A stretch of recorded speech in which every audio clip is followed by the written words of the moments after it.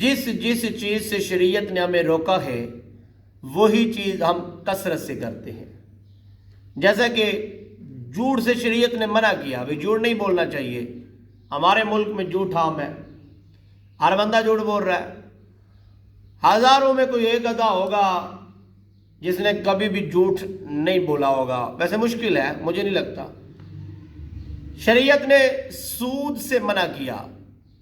ہمارے ملک میں سود عام ہے، یعنی سود کے بغیر تو اب کسی کا گزارا ہے ہی نہیں. کوئی لاکھوں کروڑوں میں کوئی ایک دو ایسے ماشاءاللہ متقی پرہیزگار حضرات ہوں گے جو سود سے پاک ہوں گے. اس وقت ملک میں یہ بیماری عام ہو چکی ہے. اور اسی طرح شریعت نے دھوکے سے منع کیا کہ کسی کو دھوکہ نہ دے، اور ہمارے ملک میں دھوکہ بھی عام ہے. یعنی اس سٹاف سے اگلے سٹاف دھوکہ دینے والا تیار ہے. یعنی سفر کرنے والا یا جو گاڑیاں سفر کرواتی ہے وہ سوائے دھوکے کے کوئی کام کرتے ہی نہیں. اسی طرح چغل خوری شریعت منع کرتی ہے، یہ بھی عام ہے بیماری. ناپ تول میں کمی شریعت نے منع کیا ہے، لیکن آج معاشرے میں ناپ تولی کثرت کے ساتھ کی جا رہی ہے. ناپ تولی میں کمی ہی کمی ہے. کسی کا ترازو ہو درست جا کر، اور شریعت نے منع کیا ہے ذخیرہ اندوزی سے. ہمارے ملک میں ماشاءاللہ ہر تاجر ذخیرہ اندوزی پہ ماشاءاللہ کاروبار کر رہا ہے. اور اسی طرح شریعت نے منع کیا کہ آپ کرپشن نہیں کر سکتے. اور یہاں پہ ماشاءاللہ یہ تو ہے ہی عام، اور میرے ملک میں تو یہ بیماری ہے ہی عام. میرے ملک کو کھا بھی یہی بیماری گئی ہے.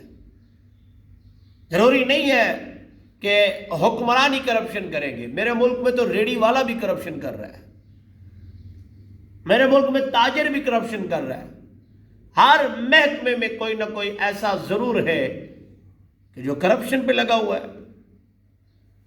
تو جس چیز سے شریعت نے منع کیا وہ میرے ملک میں کثرت سے کیا جا رہا ہے کام. یعنی ہم اس سے باز نہیں آئیں گے. اور پھر آزمائشیں نہ آئیں تو کیا ہے؟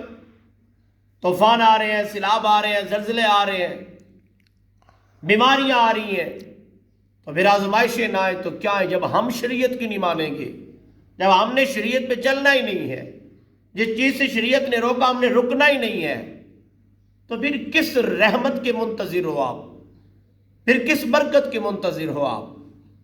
پہلے خود شریعت پہ چلو، شریعت جو ڈیمانڈ کرتی ہے اس کو پورا کرو، پھر دیکھو اللہ کی رحمتوں کا نزول کیسے ہوتا ہے، پھر دیکھو اللہ کی برکتوں کا نزول کیسے ہوتا ہے. تو صاحب پہلے ہمیں شریعت کی ماننی ہوگی. ہم شریعت کے پابند ہیں، شریعت ہماری پابند نہیں ہے. آج ہی شریعت پہ چلو، پھر دیکھو میرے اللہ کا فضل تم پہ کیسے ہوتا ہے، پھر دیکھو اللہ کا کرم تم پہ کیسے ہوتا ہے.